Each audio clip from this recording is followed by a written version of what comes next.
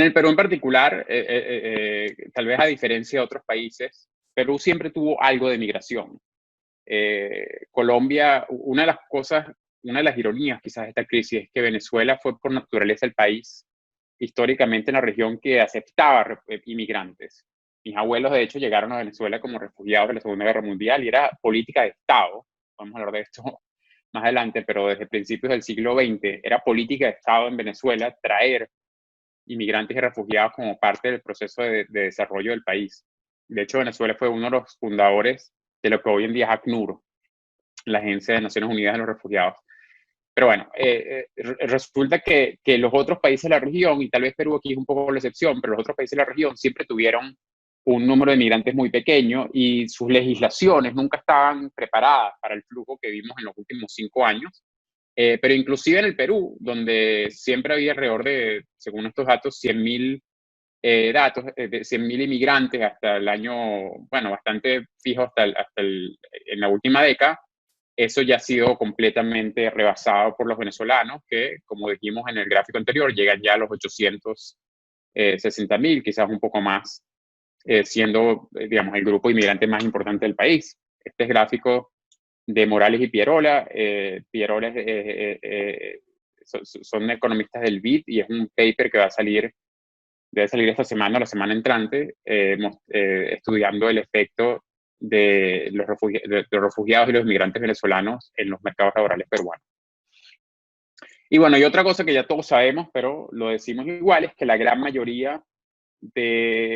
inmensa mayoría de los venezolanos en Perú están concentrados en Lima, 75%, hemos visto inclusive datos que llegan hasta el 85% según el Banco Mundial. Entonces, bueno, hay una concentración súper importante, así que cuando uno habla realmente de los venezolanos en Perú, uno habla en general de los venezolanos en Lima. Y algo que es importante saber de esta población,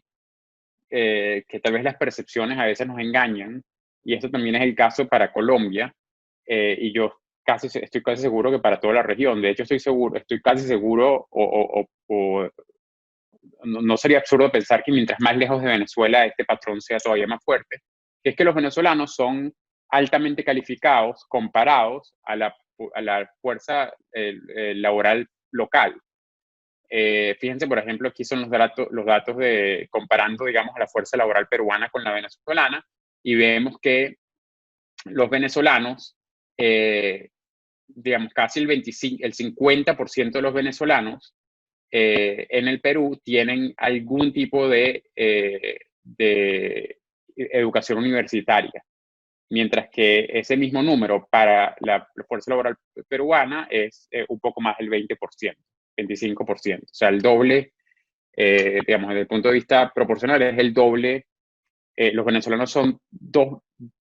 veces más, tienen 2 veces la probabilidad de tener un título universitario o de tener algún tipo de educación universitaria que la fuerza laboral peruana. Y esto es buenas noticias porque significa que hay potencial importante. Yo no conseguí los datos del Perú, pero en Colombia, por ejemplo, otro dato importante es que también son mucho más jóvenes. Los venezolanos son en promedio bastante más jóvenes que la fuerza laboral local, lo cual otra vez indica también que es consistente con muchas de las investigaciones de las cuales podemos hablar, que esta crisis tan terrible que le está ocurriendo a Venezuela y que generó esta crisis de refugiados, la segunda más alta del mundo, puede llegar a convertirse en una oportunidad importantísima para el crecimiento y el desarrollo económico de los países de la región, y Perú, siendo un anfitrión tan importante de venezolanos, es importante que esto se tome en cuenta, y obviamente todo esto va a depender de las políticas públicas que se pongan, que se diseñen para poder aprovechar esta ventaja.